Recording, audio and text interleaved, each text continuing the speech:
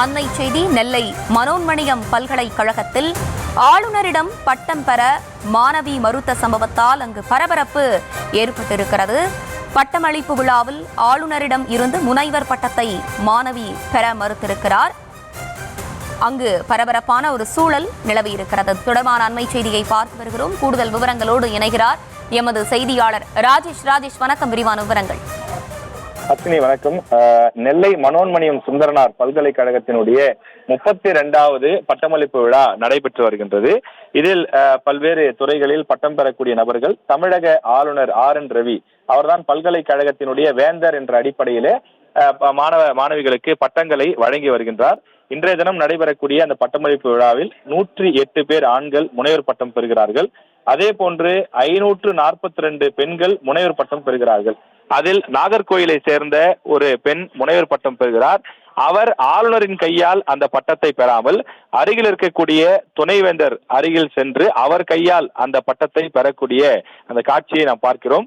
அவர் வேண்டுமென்றே ஆளுநரை புறக்கணித்து விட்டு தெளிவாக நடந்து சென்று விசியிடம், அந்த பல்கலைக்கழகத்தினுடைய துணைவேந்தரிடம் தன்னுடைய அந்த சான்றிதழை கொடுத்து அவரிடமிருந்து பெறுவது போல புகைப்படம் எடுத்துக்கொண்டு அதன் பிறகு புறப்பட்டு செல்கிறார். ஆளுநர் RN ரவி அந்த மாணவியை அவர் தெரியாமல் மறந்து கவனக்குறைவாக சென்று விட்டாரோ என நினைத்து அழைத்து கேட்கிறார். ஆனாலும் அவரிடம் தான் பட்டம் பெற விரும்பவில்லை என்பது போல அவர் சில கருத்துக்களை மட்டும் கூறிவிட்டு ஆளுநர், அதாவது துணைவேந்தரிடம் மட்டும் நின்று பேசிவிட்டு அவர் சென்று விடுகின்றார். இந்த காட்சிகள் தற்போது பெரும் பரபரப்பை ஏற்படுத்தியிருக்கின்றது. ஏற்கனவே கேரளாவில் கூட இதே போன்ற ஒரு சம்பவம் நடைபெற்றது. அது போன்ற ஒரு சம்பவம் தற்போது தமிழ்நாட்டில் நடைபெற்றிருக்கின்றது.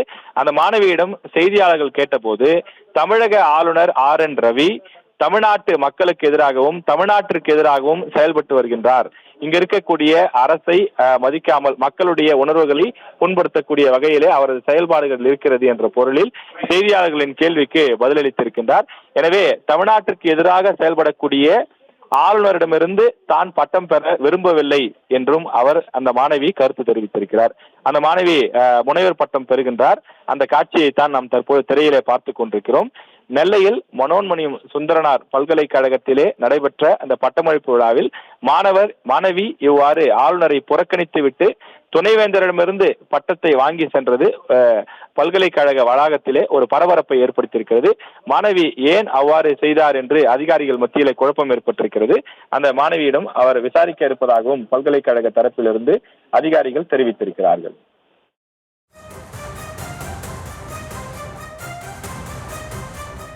விவரங்களை வழங்கியமைக்கு நன்றி ராஜேஷ்.